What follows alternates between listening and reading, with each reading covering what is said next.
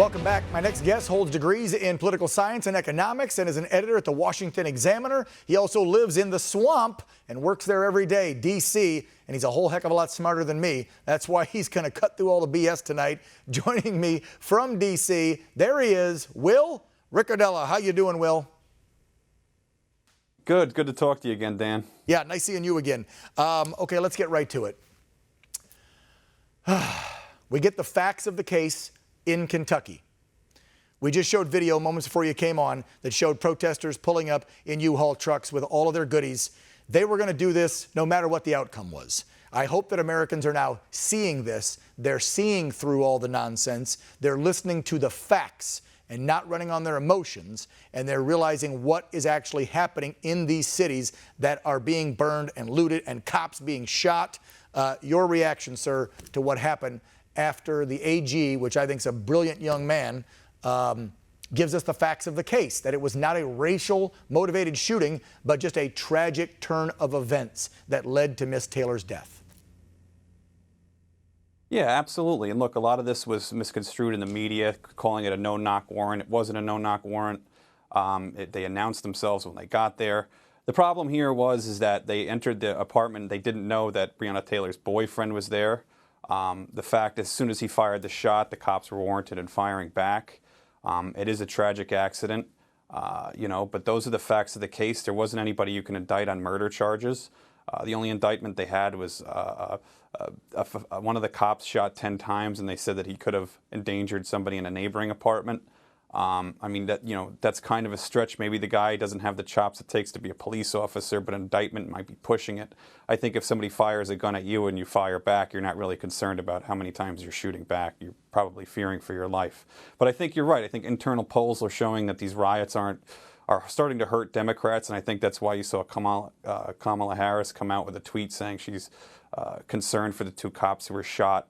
I didn't see that tweet. In Louisville, rather than trying to bail out rioters. I didn't see. She that's said that breaking today, news to me. Wow. Good for her. It's about time. Since she's a former AG, you'd think she'd care about law and order and law enforcement. Right. Well, she was bailing them out in Minnesota the first go-round, so that's a big change. She set up a fund to bail out rioters and looters the first go-round. I know. They're funneling money to these nonprofits, wink, wink, that bail out people who, it's on the record, have rap sheets for being pedophiles, sexual harassers, robbery, you name it, arson. They secretly push money over to them.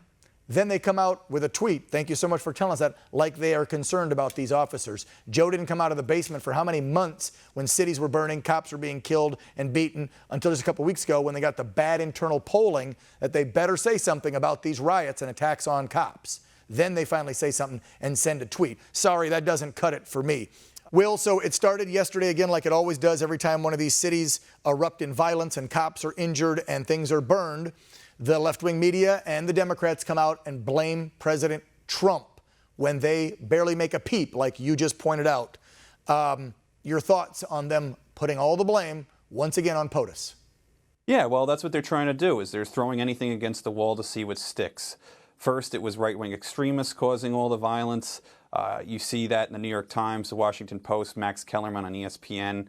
A lot of pundits have been saying that, and they're trying to tie it in any way they can to President Donald Trump because internal polling shows that the riots, the protests, are hurting the Democrats, and they want to take that and deflect it towards Donald Trump. Just, to me, ludicrousy. Let's talk about the debates. You're in D.C. every day working. What's the scuttlebutt around there? What are people talking about? What are we going to see next Tuesday? Because I'll tell you, I'm excited to watch. I can't wait to see this show because we've seen Vice President Biden in these staged, and yes, they are so staged and controlled, discussions with alleged concerned voters. I don't even know who these people are that they get. The media obviously looking down. Everything is on a phone, on a note. He's got prompters. He's got notes. How is he going to handle a live debate? And if he's not wearing an earpiece, I don't know how he's going to get through this against President Trump, because you watch him out on the campaign trail right now, and he's just on fire, killing it. How's he going to handle that? That's Donald Trump's strong point, certainly, is the debate. But look, conservatives would be foolish to underestimate Joe Biden. This is a guy who's been a politician for 47 years. He's been in many debates. I've watched a lot of debates, and I've seldom seen anybody destroy someone like he did Paul Ryan in 2012. I mean, that was an unbelievable takedown. He did it with a smile. Paul Ryan didn't have a shot. You know, Joe has certainly deteriorated. It's actually kind of sad to watch. But if Joe brings his A game, he's going to be tough. I think the president has to really look out for that. A lot of people like him. In particular, he still has some appeal with blue-collar voters, not as much anymore, in particular because of the riots and the radical left who's kind of co-opting Biden's platform. But, you know, if Biden shows up and he's you know, he's in tip-top shape, that's going to be tough for the president. Do I foresee that happening? Probably not, just because of how much he's tried to avoid the media and stay out of the spotlight. But you never really know, and it'd be foolish for Donald Trump to underestimate him.